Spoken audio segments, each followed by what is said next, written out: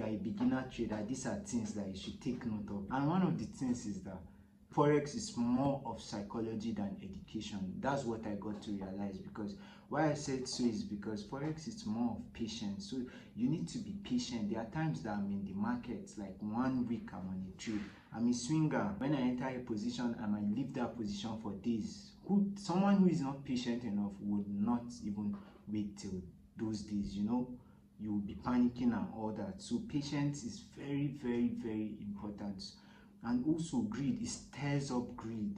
Like you need to control your greed, you know, because even as a beginner, when you don't know how to trade, it's possible for you to make hundreds of dollars like on your first trade, you know. But maintaining that money now is where the job comes into. So your relationship with money will reflect, and it's basically psychological. Like, how well do you deal with your losses? How well do you deal with your profit? How do you feel when you have plenty money? How do you feel when you don't have money? So all these things are things that are psychological. Yeah, you can actually read them in a book, but if you don't apply them, it won't work, you know. And there's something I learned, PPP. I'll put it under this psychological part. This PPP stands for patience, progress, profit.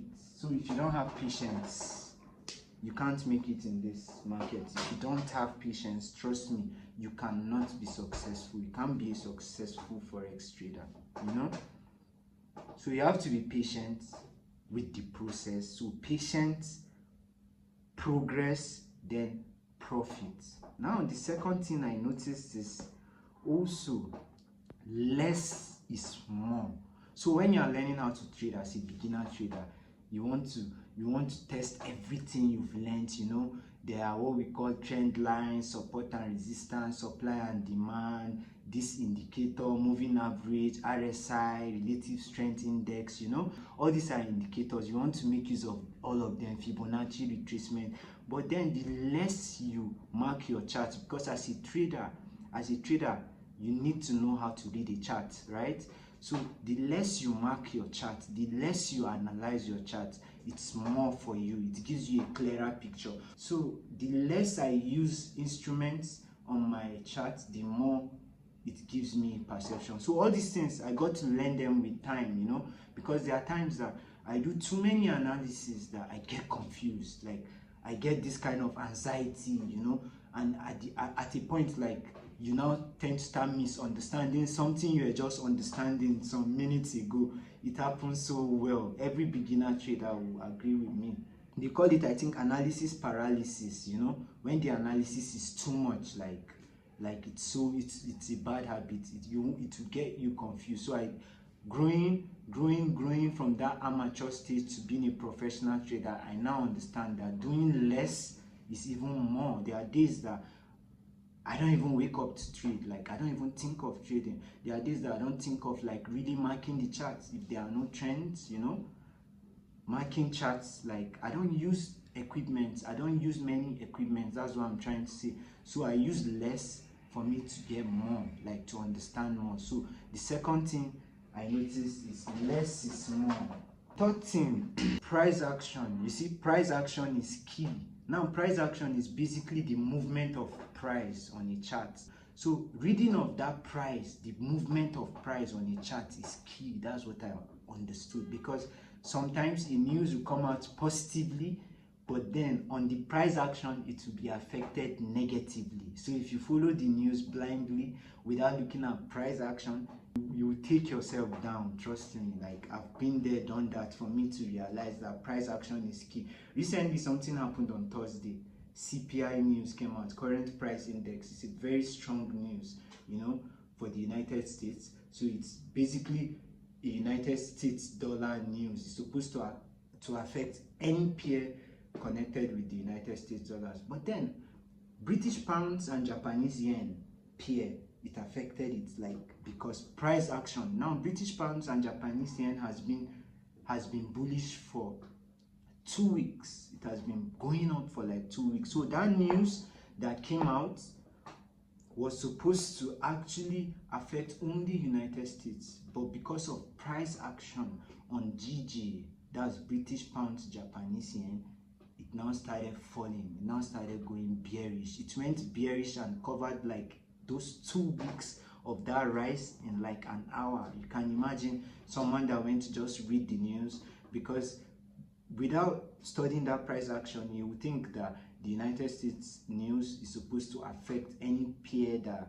is close to the United States, like, because we have a pair, GBP USD, that's British pounds USD, right?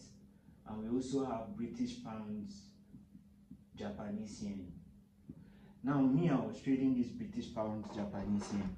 The CPI was a news connected with the United States dollar. So United States, the news came out negative, so that means United States dollars was negative, and this pair was now rising. Can you see a British pounds pair rising and another British pounds pair falling? What could have happened there? So if you went to follow the news blindly, you could have bought this GBP JPY. But because price action was key, there's something about price action, you know. Price action gives that retracement, gives that correction. There are times that there is no news, but the market will be so volatile, because a price cannot keep going up. Price action cannot keep going up for this, you know, for weeks. No, there will be a correctional move. I realize price action is key. Don't take the fact that fundamental too is important, but price action is key, because there are days that news don't even come out. So does that mean that there is no opportunity? No. If you know how to read price action, there are always opportunities in the market. So I realized that price action is key. That's the third thing I wish I knew. The fourth thing I wish I knew was supply and demand. Supply and demand zones. Let me write it. Supply and demand zones. Knowing supply and demand makes you understand that these are zones, this is an area in a chart. So you are not expecting a point in a market, you are expecting a whole lot of area. So it makes the job easier. And now supply and demand zones are where the banks and financial institutions, that's where they are, looking at it from the higher time frames. Like supply and demand zones, these are where the big ballers, the people who control the market, are in. So when I started trading, like, I wish I knew all these things, you know. I wish I knew it was more of psychology. Forex was more of psychological.